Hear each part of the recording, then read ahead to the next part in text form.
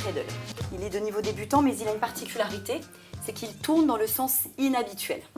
C'est vrai que jusqu'alors, en tout cas pour les droitières, nous allions dans le sens des aiguilles d'une montre. Cette fois, pour le cradle, nous allons aller dans le sens inverse. Il va falloir utiliser la prise que nous avons vue pour le carrousel, qui s'appelle full bracket grip, c'est-à-dire que la main basse va se placer paume vers le ciel, index vers le bas. La main forte est au niveau du front. C'est important, il ne faut pas qu'elle soit trop haute ni trop basse. Elle va vraiment se placer au niveau du front. Le pied qui est d'habitude extérieur devient donc intérieur par rapport à la barre et se place assez proche de la base. Le pied extérieur est légèrement derrière. C'est ce pied extérieur qui va donner l'impulsion.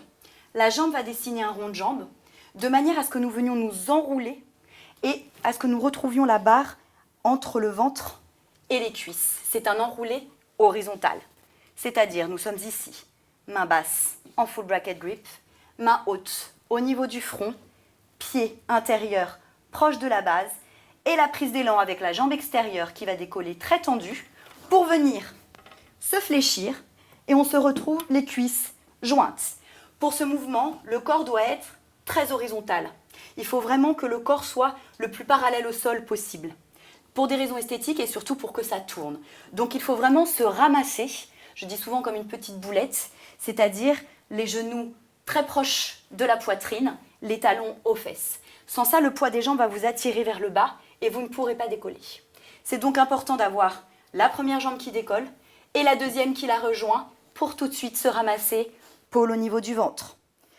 Pour la sortie de ce spin, nous allons poser notre pied intérieur, nous démêler et sortir la jambe extérieure pour venir l'accrocher sur la barre. C'est ce que l'on appelle un B-hook. Ce spin paraît vraiment compliqué à faire, mais il est question vraiment de technique et il faut dépasser son appréhension. Il devient vite agréable à faire une fois qu'on a compris la technique. Il en existe d'ailleurs un certain nombre de variantes que je vais vous montrer maintenant.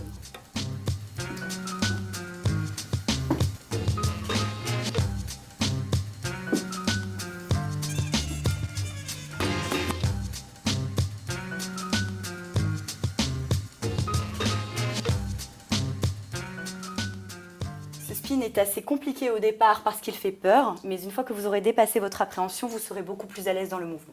Vous pourrez retrouver d'autres vidéos avec d'autres spins de niveau intermédiaire avancé dans les prochaines vidéos.